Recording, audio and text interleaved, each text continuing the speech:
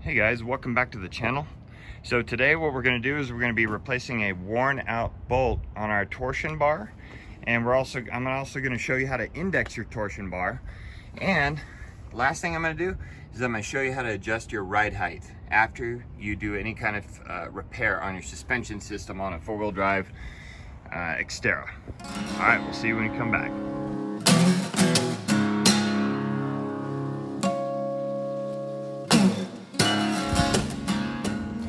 Okay, so what I've done is I've jacked it up and I've placed two jack stands underneath as well as the jack under load.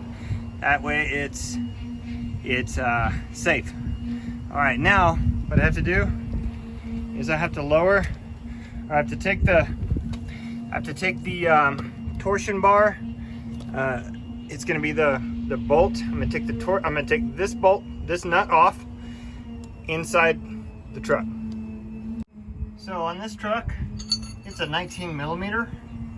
No, it looks like 16, right? On this truck, it is a 19 millimeter. So what I'm gonna do is I'm gonna place my 19 millimeter wrench right here, and what that's gonna do is that's gonna hold it as I spin this part off. So I'm gonna spin this part off, and what'll happen is this length is gonna start getting longer. It's going to go this way, and it's going to relieve tension off of that this bar right here. It's going to relieve tension off that wheel. All right, and then we'll be able to swap them out. So to aid in getting the nut off under tension and to aid in getting this nut on under tension, we're going to use a little bit of oil. So put a dab of oil on your finger and put it on the threads and start wrenching away. Okay, I got the other one out. Don't know what's the matter with these threads, but they're really hard to get in, get out. So basically I'm gonna take this off right here. This is gonna go onto the new bolt, and I'm gonna install it, and I'll show you guys. Okay, so here we go. We got a new bolt, well, new to me bolt. It's good from the junkyard. That's how I do business, if I can, because these bolts are real hard to find. So if you can't find them, you get them out of the junkyard if they're in good shape. Basically what I'm going to do is I'm going to put another bead of oil. What I'm doing is I'm getting a little bit of oil on my fingers, and I am putting it on the threads. You also want it down the shank, because what's going to happen is that oil is going to run down, and this right here, this point right here, is a really tight point. It's gonna be trying to rub on that metal to metal surface, and I mean you have to have it happen, but it's better when it has a little bit of oil. The owner's manual actually tells you if you got to loosen these things up, put oil on them. Okay, so what I'm going to show you next is how to adjust your torsion bars. All right, so if you notice right here, I have a little bit of paint, and that's to show you where the factory mark was at. So if you ever need to take this out and move it to a new position for any reason, what you have to do is put a little piece of paint there and know where your paint is. That way you know where to move it to or where to keep it if you're going to put it back in. So if you can see here, I'm going to put it right back in. All right, and we're going to install it. So here we go. I'm going to install it in here. So it rides in here. See, so there's a little lip right here on this nut. on this bolt. There's a little lip. And that lip rides right in here as it goes in. I'm going to show you. I'm pushing that up, and it goes into the washer. But this rides on that little lip. Okay, so what I'm going to do is, it's kind of a tight fit up there. What I'm going to do is I'm going to fit the bolt or the nut on top of that and start tightening it down. Okay. So I've got the bolt started, and I've got it lubed, right? I might need to put more lube on there. But right inside here I have a wrench. You can see that. See that wrench? And it's to hold my bolt, or I'm sorry, it's to hold my nut as I turn this bolt. All right, so I'm turning it. And what we're doing now is we're putting tension on this torsion bar as I tighten it more and more and more. We're just gonna tighten this until we're at the right ride height. So I'm just going to estimate it for now, but then I'll measure it later to find out where I need to go with my ride height. But for the most part, both of these torsion bars have to be about the same length, or about the same protrusion length from here. So we'll see. But it gets progressively tighter.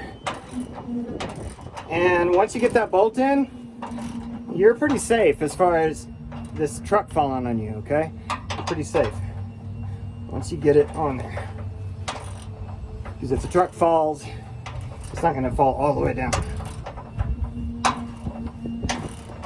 It wouldn't have fallen all the way down anyway because I got the wheels still on it, but I'd like to remain safe as long as possible. Ooh, it's hard. So what I'm gonna do is I'm gonna put a little bit more oil on it.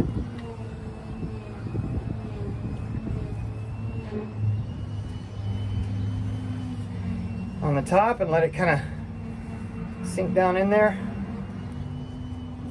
You don't want to overstress those threads, okay? Don't overstress the threads. It's hard to say that. Don't overstress the threads. All right, we're almost tight, actually. It gets tight though.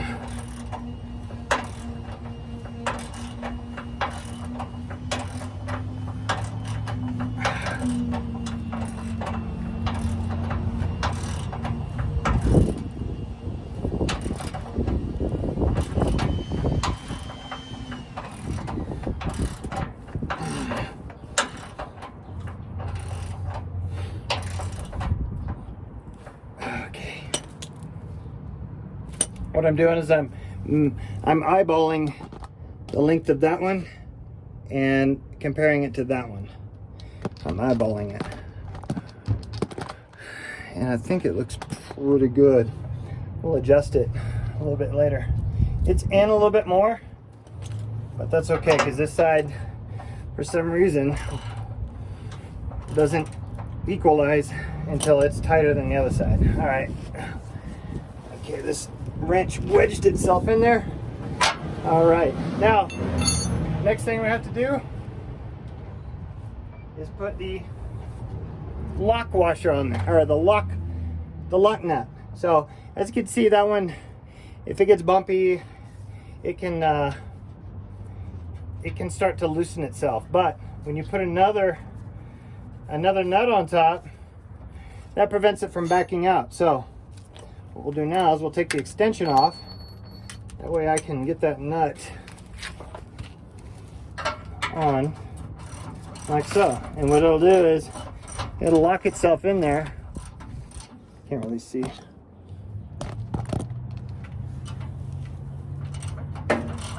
You can sort of see that. Anyway, it's kind of easy. But once it hits itself against the other nut, it prevents the other nut from loosening up.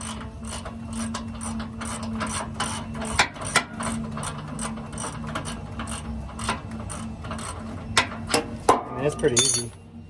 I'm just going to tighten it by hand all the way down. Still got some oil on the threads. That's what we want. It's good. All right, so I bottomed the nut down, and that's the problem with the other. That's the problem with the other one. The reason why I didn't have a nut on there is because it wouldn't go on. There was something wrong with the threads. So when the nut hits the other nut, what you need to do is use that top nut and tighten it down against the other nut. Not too tight, just enough to where it prevents the other nut from coming off. Okay, that's called locking the nut. And the top nut is actually called a lock nut.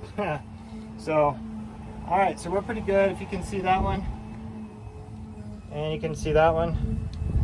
This one is down farther than this one, but it's okay because that's how it needs to be on this truck.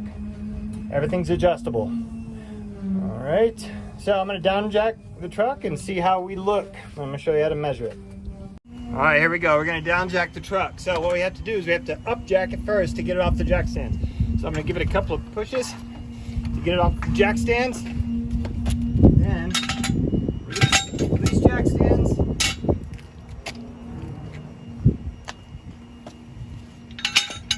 right, get those out of the way. Make sure everything's out of the way and let the truck down. There you go, truck's down. Now you don't want to get rid of everything yet because you have to see if the ride height is the right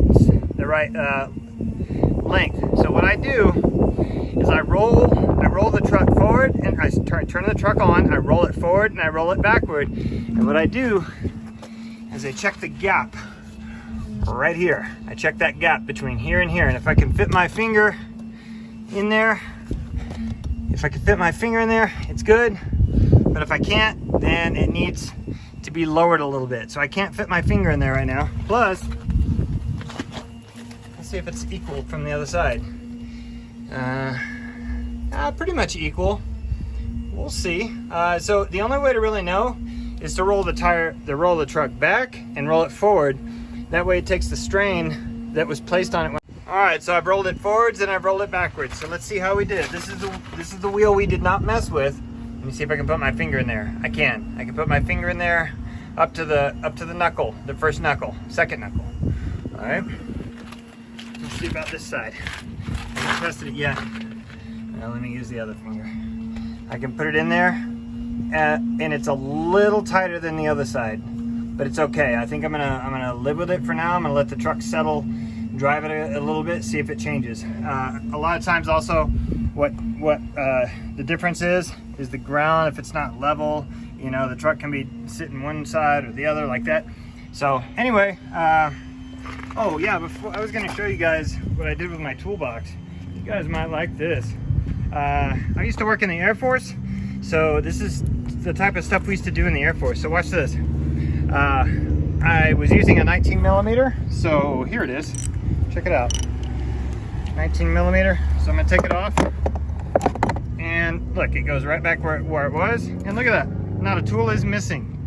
This looks like there's a tool missing, but there's not. Now look at this. Oh, check it out. So what goes there? My 1/2 inch drive ratchet goes there. And I'm also missing this out of this drawer. So here we go. So I put it there like so, and that goes in.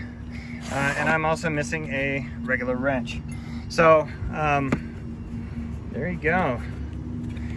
You can use this with old play mats that kids use in a playground or in a playhouse in or play area in their house. So look at that. So I have all my special tools, my special screwdrivers, my special oxygen sensor wrenches, Allen wrenches, all that in that drawer. And this drawer I have all my pliers, and I left some room for stuff if I want to add.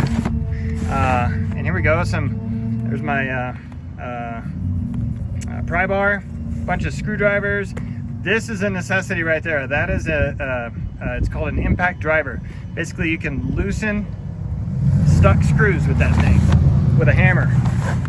All right, adjustable wrenches, a magnet, and a feeler gauge. I have plenty of room to add stuff if I want. And on the bottom, I have a big old hammer, and I have a ball peen regular hammer and a couple of punches. So I can expand, but it's kind of a cool toolbox in the way it works. And it's a Pelican case. I got it recently. It's used, obviously. It's kind of beat up, and I had to repair it. It's got wheels. It's cool, but it goes together like so. And but anybody can do this with their toolboxes. It's really cool. All right, guys. We'll see you next time on I Just Fix It Myself.